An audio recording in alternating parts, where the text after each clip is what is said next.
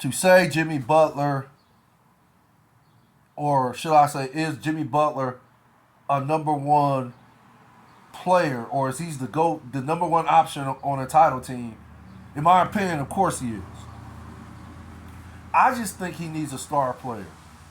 And the now before I say the star player I have in mind, I'm going to touch a little on how there's that Damian Lillard trade being floated around. And for me, okay, if all things are equal, yeah, we all know what Damian Lillard would bring to a Miami Heat team. Damian Lillard is a superstar. I don't need to get into what he will bring to a Miami Heat team. Everybody has seen the greatness Damian Lillard has done for Portland as far as in carrying that franchise to at least a Western Conference Finals, right? Not quite to a championship. And is that Damian Lillard's fault? Of course not. Damian Lillard needs more pieces. He's basically been the only piece on that team, before, but when he was, okay, let me say it like this. He was the number one option, but CJ was the number two option. CJ McCollum before he was traded to the Pelicans. And now he's solely the number one option for Portland, which, again, the trade is being floated around because I guess Damian Lillard is finally wising up. He's getting tired of not, playing on the biggest stage. He's getting tired of not being able to showcase his greatness, if that makes sense. He's just basically, in my opinion, tired of losing. He wants to, even though I know he's not actually come out and say he wants to compete for championships, I would like to think any great player such as Damian Lillard, with the type of skill set he has, which has, placed him among the elites as, one of the greatest superstars in the game. I like to think a guy with that type of talent wants to win at the highest level, which is the NBA World Championship.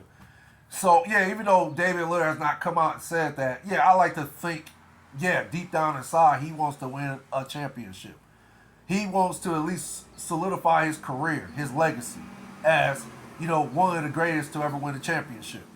So, yeah, in my opinion, he can't do that for Portland. Because, again, Portland hasn't put any pieces around him to help him, get to that next level, if that makes sense. But I'm not going to get into all that because I think most people know basketball, know Portland has not pretty much done anything for Damian Lillard. As much as Damian Lillard has done for that franchise, he hasn't received the love back, if that makes sense. So, of course, yeah, a tandem of Jimmy Butler and Damian Lillard, if all things are equal, will catapult the Miami Heat next year as heavy favorites to win it all, right? To win next year's NBA World Championship. So, again, if all things are equal, though, and I'm not saying they can't get Damian Lillard, because, of course, Pat Riley might have another rabbit out of his hat trick, if that makes sense. And I'm not going to get into how great of a GM, coach, player Pat Riley, well, as a player he was, and then, as a head coach and now GM. I'm not going to get into all that because I've already did so many segments on Pat Riley's greatness, his intellectual awareness on the court, his intellectual mindset, period, especially when it comes to basketball. He's one of the greatest ever done it. He's a Hall of Famer. So I'm not going to get into all, his credentials, his accolades, his achievements, because I've already done this on so many levels and so many segments regarding Pat Riley. So, and of course, the Miami Heat as an organization. Eric Spoelstra, one of the greatest coaches and perhaps the best coach in the NBA. But even though you might have to say Mike Malone is the best coach in the NBA now. But that's another segment. But yeah, unless Pat Riley can come up with some kind of magic trick, some kind of special elixir, something like that to acquire Damian Lillard, then yeah, all bets will pretty much be off, and Miami will be right up there as one of the favorites to win it all next year. But again, let's come back to reality. In my opinion, that's how I like to always state my segments. In my opinion, because again, I'm speculating. I'm a podcaster. I run my platform, Facts from the Ghost. You could say to a certain extent I'm a media guy, but I'm not on that level. As far as Stephen A. Smith, Michael Wilbon, Tony Kolscheiser, Woody Page, what's some other great ones? Oh gosh, what's that? Mike Greenberg. Yeah, that's another great one. Who's another great one? And Jalen Rose. He's a great one. Um, Skip Bayless, of course, Shannon Sharp, and so forth. I'm not on that level. I'm far from that level. Yeah, I'm trying to get to that level, and it's gonna take a lot of work for me to get to that level. But yeah, I'm not on that level right now. But yeah, I like to look at myself as a media guy. Like I said, I run my platform, Facts from the Ghost. It's owned by me, privately owned by me. I run it. I run everything on this platform. So, uh, again, like I said, if all things are equal, yeah, Miami can win the title next year if they was to acquire Damian Lillard. But I don't see that happening. Come back to reality. Like I said, I could be wrong about all this. So, but in my opinion, come back to reality. And now I'm going to throw out a name that I like to think most basketball fans are familiar with. And the name I'm going to throw out is Bradley Beal. I think if they can find a way to acquire Bradley Beal, he will also be a valuable piece, a valuable running mate to Jimmy Butler. I would like to think that will also place them as one of the heavy favorites to win the NBA title next year too, if they was to acquire Bradley Beal. Now, I think it would be a lot easier, in my opinion, to acquire a Bradley Beal than it would be to acquire a Damian Lillard, if that makes sense. And the reason why I say that, because it's simple for me. Damian Lillard is a superstar. He's the face of Portland. So unless Damian Lillard literally comes out and says he don't want to be in Portland no more, then I like to think maybe they would make moves to um, send him to another team. If that makes sense. But I guess until that happens, and again, this is speculation. This is just my opinion. I'm not saying this is a report or anything like that. It's clearly my opinion, and it's speculation on my part. But I think that unless all that takes place, I think Portland would not even dream about trading Damian Lillard, period, if that makes sense. Like I said, again, I know all the speculation is out there, and I know a lot of fans, one in particular, Stephen A. Smith, wants Damian Lillard out of Portland. He wants to see Damian Lillard on a championship team. One of them he spoke highly of is, of course, the Boston Celtics, which, yeah, he went to the Boston Celtics. That would make him the heavy favorites to win it all next year. So, yeah, again, if all things equal, yeah, if he goes to either Miami or Boston, yeah, he'll make them instant heavy favorite title contenders. So, but again, in my opinion, I'm coming back to reality, and again, I'm throwing out Bradley Beal because Bradley Beal is a star. He's not a superstar, but he's a star. Bradley Beal is a very good ball player. Bradley Beal has also proven over the years that he could, to a certain extent, carry a team. He's the face of the Washington Wizards. I mean, when you think of the Washington Wizards, who's the first player you think of? Bradley Beal. So, and he's proven that he can carry a team. You know, I mean, he hasn't proven he can carry a team to the playoffs or anything like that, but he's proven he can carry a team, if that makes sense. Like, imagine a scenario with him and Jimmy Butler. Let's just say they play in the NBA Finals. Let's just do it. Let's do it. Let's do the hypothetical. There we go. Let's say they're playing in next year's NBA Finals, right? And let's say the series is tied 1-1. Let's just say, for the sake, let's just be loud. Let's laugh about this. Let's just be funny. Let's say they go up against. Let's just say they go up against the Nuggets. Okay, let's say Nuggets go back to the go back to the NBA Finals this year. They play in the Nuggets, right?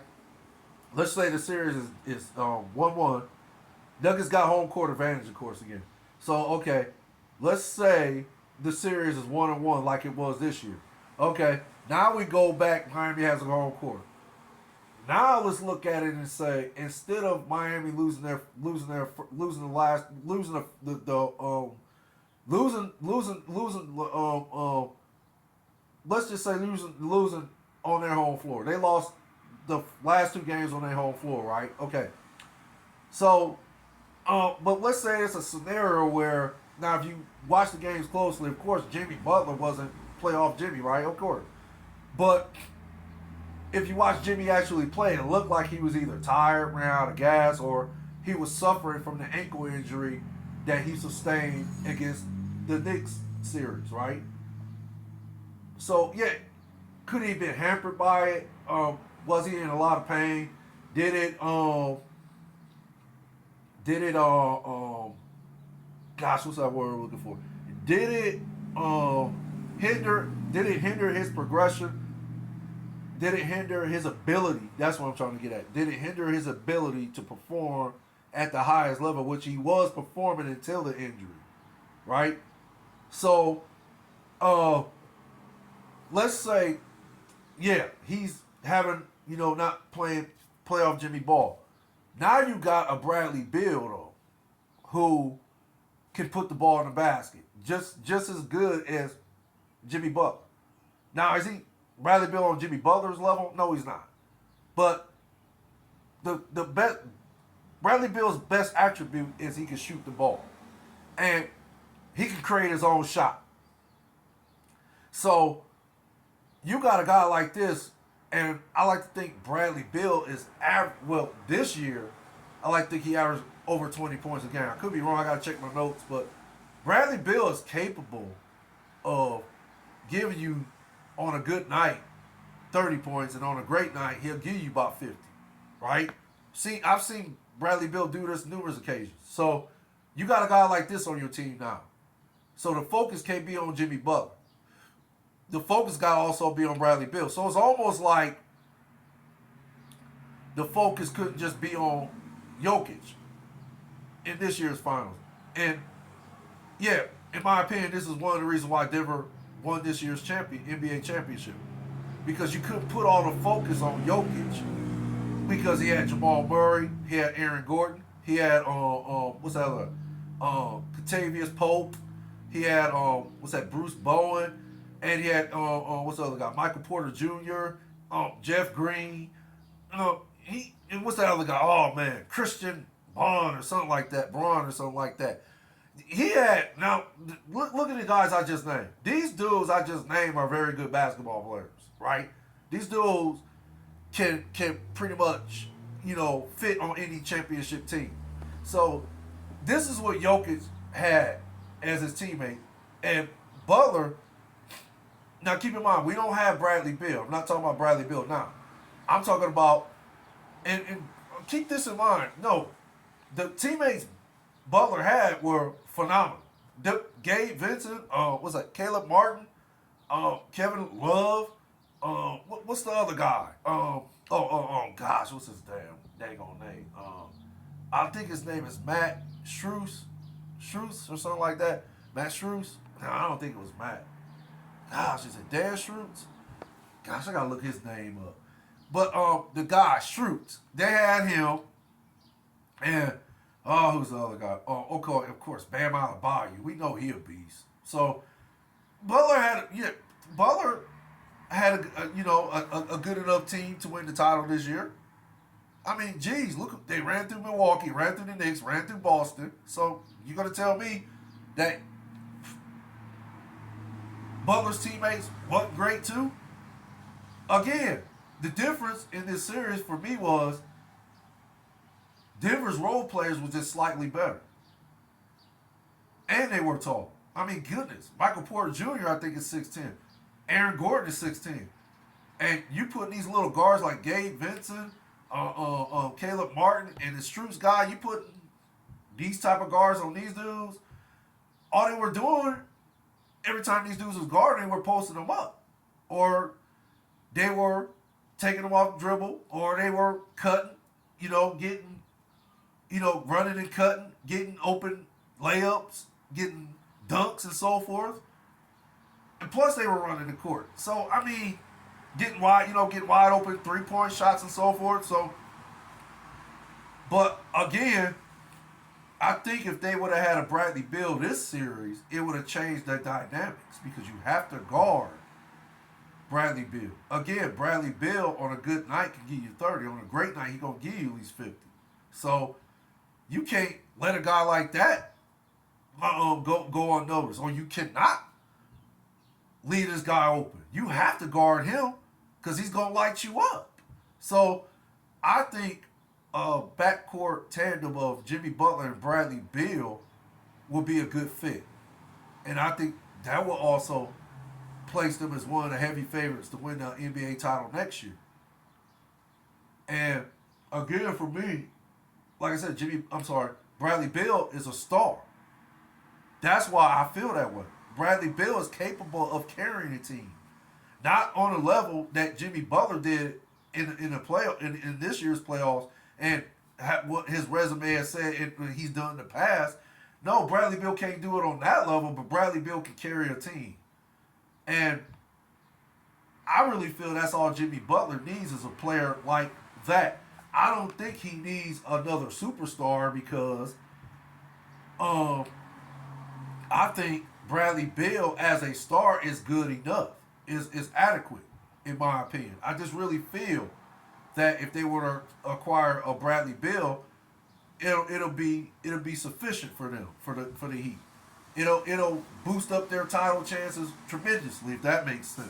So, like I said, basically, I'm just speculating. Like I said, I'm just giving my opinion. I'm not saying I'm right about what I just said. I'm just giving my opinion. I'm speculating. That's all. As a basketball fan and the love of the sport and how much I still love to play the game and watch it, even though the game has changed dramatically in a way where I just don't approve of it, in some instance I don't approve of it. But as a fan, I'm always going to love watching the NBA because I respect great players, if that makes sense. I respect great GMs and coaches. I respect organizations that love to win, that will put the right pieces, put the right things in place for them to win championships. I respect that. I respect greatness. And this is why I love watching the NBA. This is why I am a fan. This is why I, to a certain extent, love playing the game because I love competition. I love to win. So, yeah, for me, like I said, I'm just speculating. It's just my opinion. But I think if they were to acquire a Bradley Beal, I think that would be, suffice enough for them to be able to win an NBA championship next year. Because keep this in mind. They ran through Milwaukee, they ran through the Knicks, and they ran through Boston. They get a Bradley Beal. What is Milwaukee, the Knicks, and the Boston Celtics are going to do with a team like that? Now, again, I like to think, Milwaukee going to improve their team. The Knicks going to improve their team.